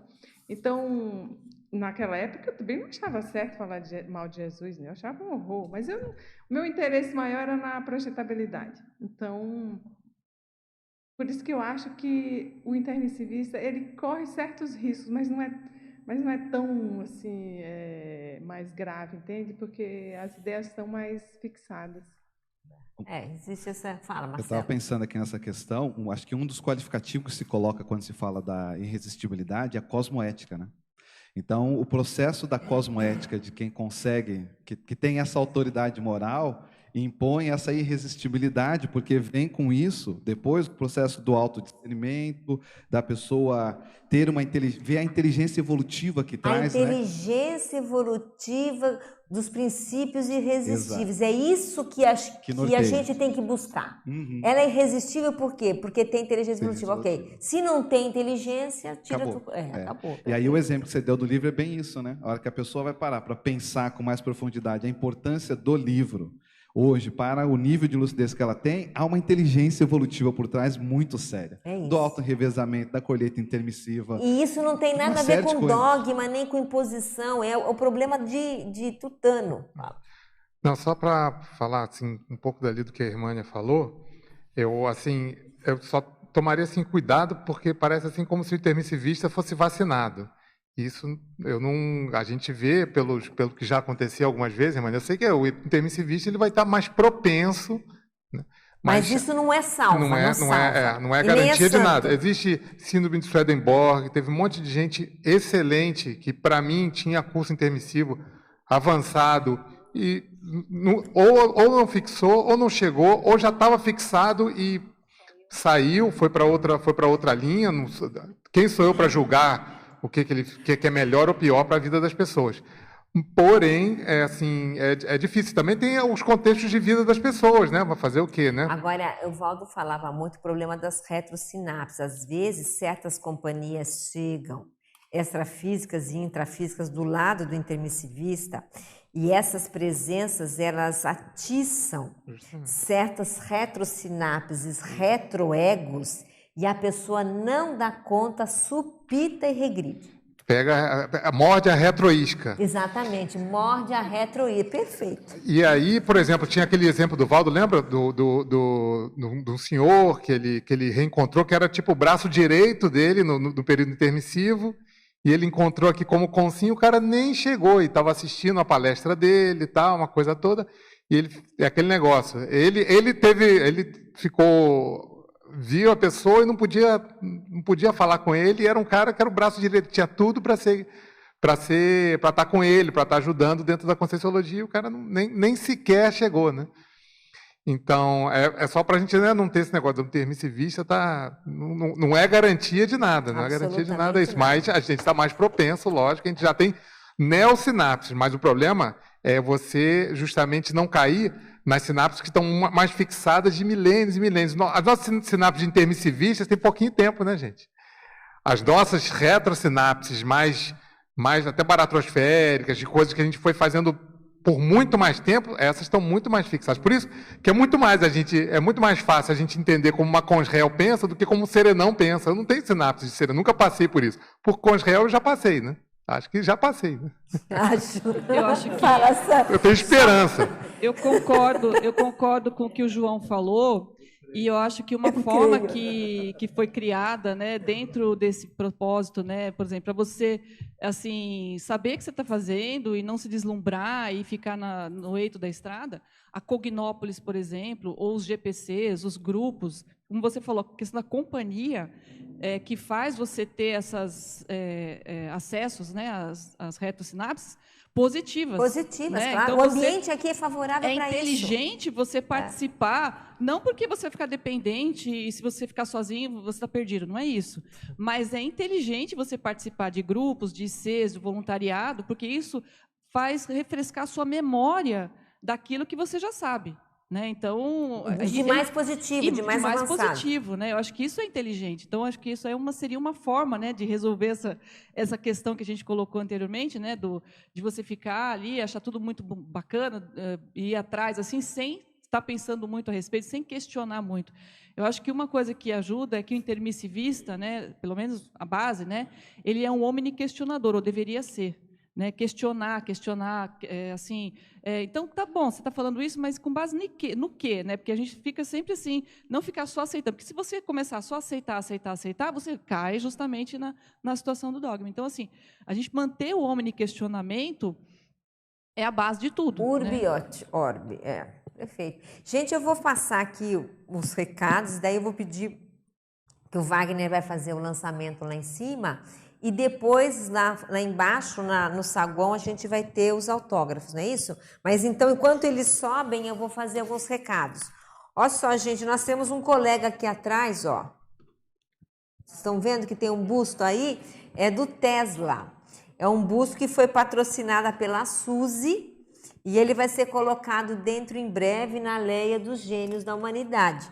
Então tem ali a história do Tesla, tudo que ele fez. Então a gente agradece a equipe da Leia dos Gênios, a gente agradece a Suzy que não pôde vir, mas ele vai ficar aí um tempinho, né? Quanto tempo que vai ficar aqui? Uns 2 semanas? Isso? Umas 2 semanas aqui no Tertuliário e depois ele desce lá para a Leia dos Gênios. Amanhã, tertúlia matinal é liderança empreendedora, a especialidade é a liderologia e o pesquisador é o Renan Tempe. Hoje à tarde, gente, o Ivo Valente vai estar dando um curso sobre nazismo, análise crítica sobre a ótica da conscienciologia. Começa hoje à tarde mesmo e acaba hoje, é só um curso mais curto. Começa às 2h30 aqui no CAEC. O Ivo é a pessoa que mais conhece o nazismo dentro dessa comunidade. E ele é a pessoa, ele entende, ele estudou profundamente isso, e ele também é a pessoa que sabe lidar com um tema difícil com sobrepairamento. Então, vale a pena, quem tem interesse sobre esses assuntos, vai lá que o Ivo conhece muito. Começa hoje aqui no CAEC, às 2h30 e vai até às 8h. Tá? A gente também tem uma atividade nova na Unescom, e esse é para o povo de cá, que é o curso Mega Gescom. Na verdade, é uma atividade entre autores, que um autor vai ajudando o outro a tentar encaminhar e entender o que é a Mega Gescom. Então, ele é uma carga horária de 54 horas, tem vários módulos, 4 módulos na verdade, tá? E só pode participar desse curso pessoas com livro publicado. É um curso para autores, justamente para que cada autor possa ajudar o outro na construção, ou pelo menos no entendimento da Mega Gescom. E esse curso começa agora no dia 24 de agosto pela Unescom. Quer falar? Só lembrando que nesse curso tem também um campo, né, que vai ser feito lá no Mabu. Seriexológico. Seriexológico, justamente para a pessoa acessar o veio, né, da sua Mega Gescom. É muito importante. Aceitar o passado para poder imaginar o futuro. Exatamente. Perfeito. Nós temos o curso também Projeções Assistenciais com a professora Marilza, no dia 6 de julho, que é uma realização da AIEC. Olha aqui, esse curso perfeito para o tema de hoje. 4ª reciclagem da pensenidade religiosa, que vai acontecer nos dias 24 e 25 de agosto, e tem campo bioenergético nesse curso, que é justamente para falar da religião. Temos a Semana da Paradireitologia, o 11º Fórum de Paradireito, a temática é Universalismo, que vai ser do 5 a 11 de agosto. A imersão em conscienciometria com a Conscius, também de 5 a 7 de julho. Efeitos das interações energéticas com a professora Adriana Lopes, na CIP, de 6 e 7 de julho. E tem a 6ª Semana Paracientífica, que vai acontecer de 22 a 28 de julho. Olha, gente, essa é uma atividade com muita gente participando. Na verdade, praticamente a CCCI inteira vai estar representada nessa semana, e é para discutir realmente a ciência, a conscienciologia, o que cada um está fazendo nesse sentido, quais são as pesquisas em andamento. Então, é um encontro para a integração dos voluntários nessa área. Fica o convite. A Escola do Parapsiquismo no CAEC começa no dia 1º de julho. O curso Lucidez Retrocognitiva consecutivos, nos dias 24 e 26 de agosto. É um curso de campo com o professor Pedro. Nós temos a 13ª Semana da Invexis, que é de 11 a 21 de julho. O tema vai ser Grupalidade Evolutiva. Nós temos o curso de campo interassistencial paracirúrgico, que vai acontecer nos dias 24 e 25 de agosto com a Ectolab. E, por último, imersão progestioterápica, dos dias 30 de agosto a 1 de setembro, pela OIC. Então, a gente passa aí a palavra para Editares, para a gente fazer aí a fala do Wagner.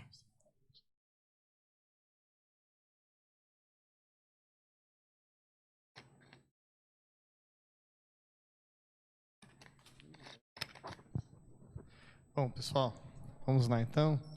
Aqui em nome da Editares, vou fazer aqui uma breve apresentação do nosso neo-autor.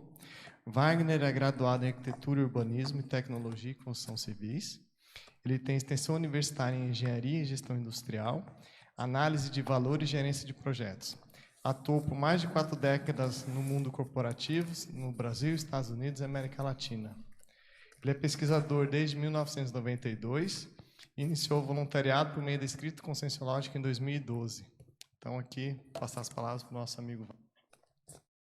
Obrigado, Flávio. Nós já tivemos aqui uma hora e meia de debate, né, sobre a consciência antidogmática. Não quero tomar muito tempo mais sobre o assunto para discutir, não é o momento disso, mas é um momento de agradecer. Sem querer ser demagógico, né, mas essa é uma parte importante e uma das mais difíceis do livro, por incrível que pareça, porque a escrita, eu não sei, nunca escrevi um livro da ciência convencional, mas o livro com o paradigma consciencial e o princípio da descrença envolve um trabalho bastante extenso, de muita pesquisa, de muita dedicação e muitos protocolos que nós temos que seguir, passando aí pelos pareceres, né? Eu mencionei no início que o meu primeiro parecer eu escrevi uma página com a recomendação do professor Valdo para que a Mabel desse uma olhada, e aí tem os altos e baixos. Em alguns pareceres a gente se sente o máximo, nos outros a gente toma o soco na cara, no outro volta e vai e vem, né? Mas o livro sai. O livro sai. Não teve nenhuma fratura exposta nesse soco na cara. Então, foram pareceres que em algum momento a gente acha mais duro, em outro, mas depois chega em casa, você vai fazendo o trabalho das energias, vai se concentrando, vai revisando e vê que aquilo faz sentido. Em alguns casos eu aceitei, em outros casos eu defendi as minhas ideias. Então teve também esses contrapontos, né? Então, no fim, a gente entendeu que as coisas saíram como tinham que ser e no tempo correto. Existe também uma questão que é a ansiedade de escrever e achar que aquilo vai ser publicado imediatamente. Eu sempre tive muito tranquilo com relação a isso. Eu nunca tive pressa, emergência de publicar. Seguir os protocolos rigorosos, né? Então, concluí o livro e coloquei aqui uma seção de agradecimentos, que eu não preciso mencionar todos.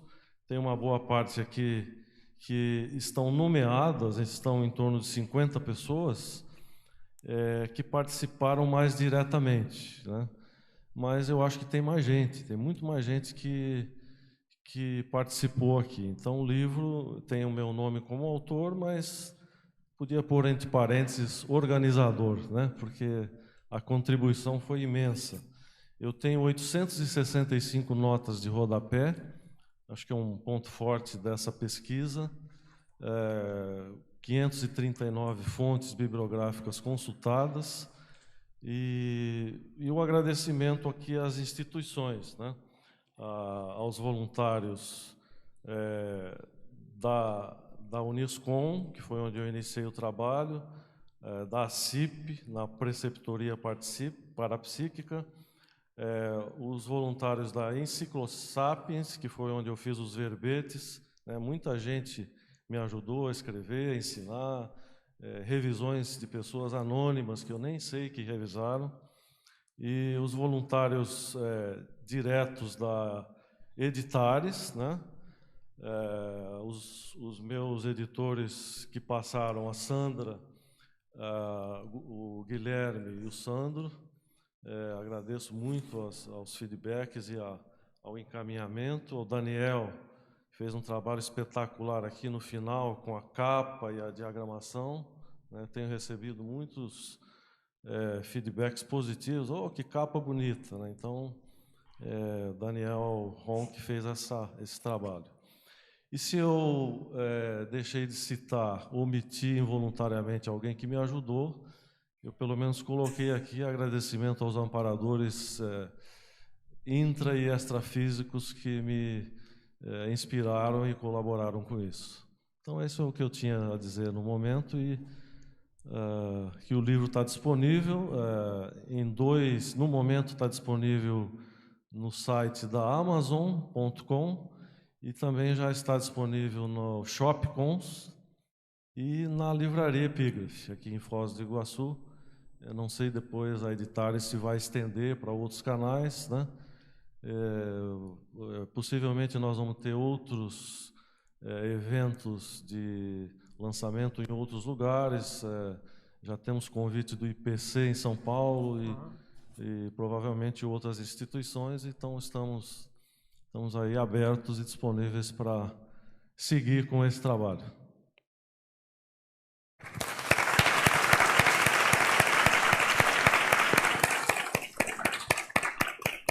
Bom, pessoal, a Editares vai estar disponibilizando na estante virtual, no IPC e outras livrarias. A gente está só esperando os pedidos deles, né?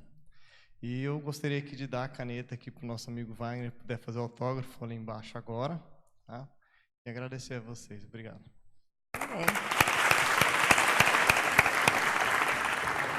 Então, a gente agradece muito aí ao Wagner pelo livro, por estar aqui hoje. A gente agradece aí a presença de todos e também aos telecirculistas. Nós tivemos hoje 16 autores, 36 autorandos e 52 pessoas presenciais, online.